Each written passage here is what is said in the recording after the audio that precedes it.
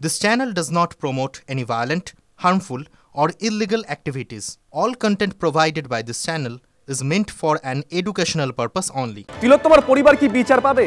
যারা দোষ করেছে তারা কি শাস্তি পাবে? সেটা তো সময় বলবে। তবে আজ বিচার পেলেন মাটিগাড়ার পরিবার। মেয়েকে ধর্ষণ করে খুনের ঘটনায় দোষী সাব্যস্তের ফাঁসির নির্দেশ দিয়েছে আদালত। সরকারের আইনজীবী বলছেন আইনে বিধান রয়েছে, তার সঙ্গে তথ্য প্রমাণ এবং পুলিশ প্রশাসনের সদিচ্ছা থাকলে ধর্ষণ খুনের মতন মামলায় সর্বোচ্চ সাজা দেওয়া সম্ভব। त्योहार और प्यार लाती है रिश्तों में ढेर सारा मिठास। परंपरा वही, सोच नहीं। आदि मोहिनी मोहन कांजीलाल। আরজি করে ধর্ষণ খুনের ঘটনার পরেই স্লোগানই দিচ্ছে গোটা বাংলা। কবে বিচার পাবে তিলোত্তমার পরিবার? সেই উত্তরটা এখনো অজানা। তবে বিচার পেল মাটিগাড়ার আর এক পরিবার।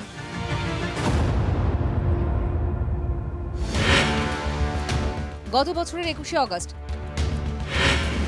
মাটিগাড়ায় ধর্ষণ করে নাবালিকাকে খুন। শনিবার ধর্ষক মোহাম্মদ আব্বাসকে ফাঁসির সাজা শোনাল শিলিগুড়ির আদালত। ফাঁসির নির্দেশ দিলেন অতিরিক্ত জেলা জজ অনিতা মেহরতা মাথুর।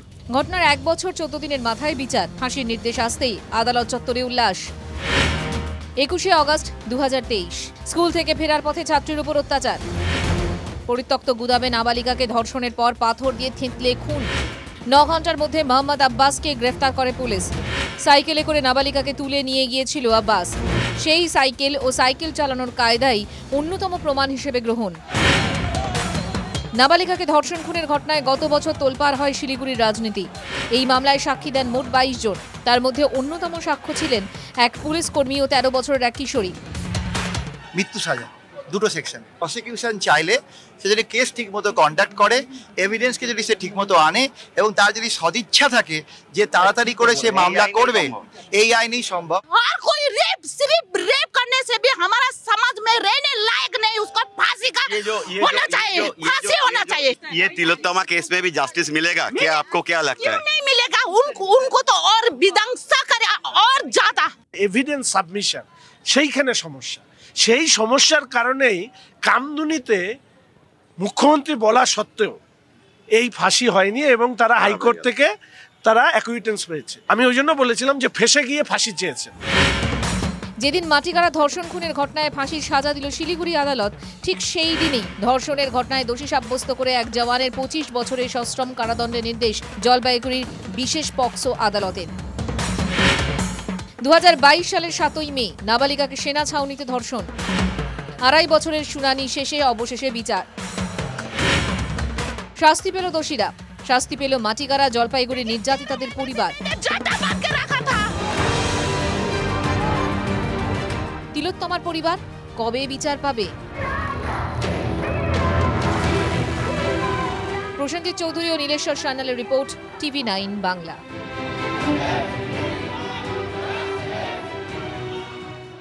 ওই যে বললাম মাটিগাড়ার ঘটনা যারা দোষী তাদেরকে ফাঁসির সাজা শুনিয়েছে আদালত, কিন্তু কোটি টাকার প্রশ্ন তিলোত্তমার পরিবার কবে বিচার পাবে? অনেকেই তো মাঝে মধ্যেই বলেন ঘটনার পরিপ্রেক্ষিতে যে এ রাজ্যে নারীরা নিরাপদে নেই। দেখুন, এটা নিয়ে তর্ক হতে পারে, কিন্তু প্রতিদিনই বাংলার বিভিন্ন প্রান্তে নির্যাতনের ঘটনা ঘটেই চলেছে। যেমন কাটোয়ায়, সেখানে 4.5 বছরের শিশুকে ধর্ষণের অভিযোগ, গ্রেপ্তার প্রতিবেশী। প্রশ্ন হলো কবে কি করে থামবে এই ধর্ষণ ব্যাধি? তিলোত্তমা কাণ্ডের পর নারী নিরাপত্তার দাবিতে প্রতিদিনই আন্দোলন বিক্ষোভ হচ্ছে, তারপরও নারী নির্যাতন চলছেই। এবার কাটোয়ায় এক রক্তি।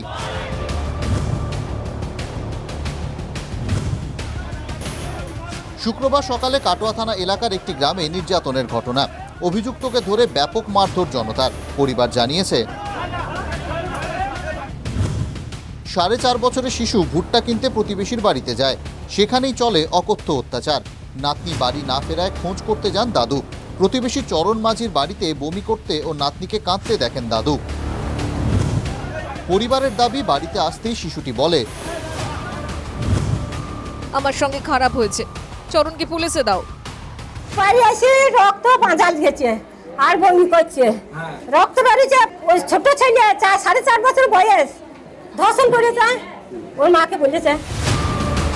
রক্তাক্ত এবং আশঙ্কাজনক অবস্থায় শিশুটিকে কাটোয়া মহকুমা হাসপাতালে নিয়ে যায় পরিবার।